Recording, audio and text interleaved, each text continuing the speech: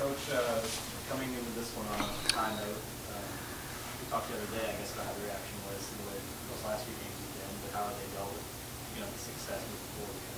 Well, I think, at the end of the day, I think what we try to do is, I told them to enjoy the win, but we got to move on. At the end of the day, we're very fortunate that we have experienced success, over these past 2 years. So I don't think it's nothing to, make a really big deal about. It was a big win for us, but at the end of the day, I think we're still going, looking at game by game and the things we need to do to get better as a group.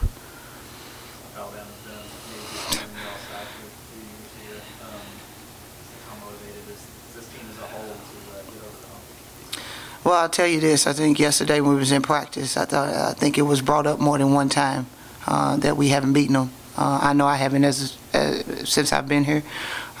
Chastity Gooch made sure she chimed in and talked about, how many times we, South Alabama's beat us. At the end of the day, I think what we're just still trying to do is make sure we just focus on what we need to. They're an unbelievable three-point shooting team, and they shoot quick three-point shots, and we're going to have to be disciplined to make sure we know where everyone is on the floor. They have 4 players that shoot over 40% from the three.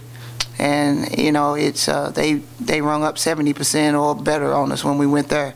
So we're going to have to really focus on that. We're going to have to really pay attention to details and make sure that we understand and know that we don't miss any assignments, especially in the beginning of the game.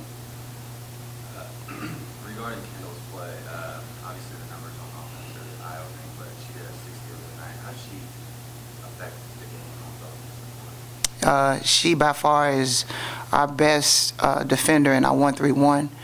That's why we're actually playing it a lot, because she's really good at the top. She anticipates and gets her hands on numerous balls. I know she had 6 steals, but I can't remember right off the top of my hand how many deflections she had.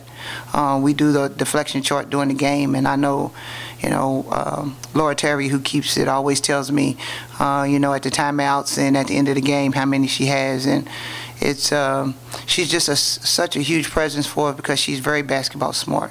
Basketball IQ is very high, and it helps us a lot when she's on the floor and playing well. There's a silver lining to Alexis' injury. I would think has to be Kendall's play. You all feel that way as a staff. No telling how long it could have been until she was kind of thrown into the fire the way she was. Well, I think at the end of the day, she's been the one that I think everybody, because of the anticipation that she had been out for so long, and everyone remembered from high school, everyone remembered all the articles and everything, but at the end of the day, I think it's each and every one of our players. Every one of them has stepped up, and I look at Micah Jones and what Micah has done for this team, along with her and Kendall, and then Chastity's had to bring it each and every game. And so, when you talk about, replacing the Sun Belt preseason player of the year, it's not with one player. It's across the board, and that's what I love about this team. I mean, you look at Chaney Means, who comes in off the bench and takes charges and does everything else. Like, at the end of the day, that's what we're really focusing on as a staff, and what we're talking to them about.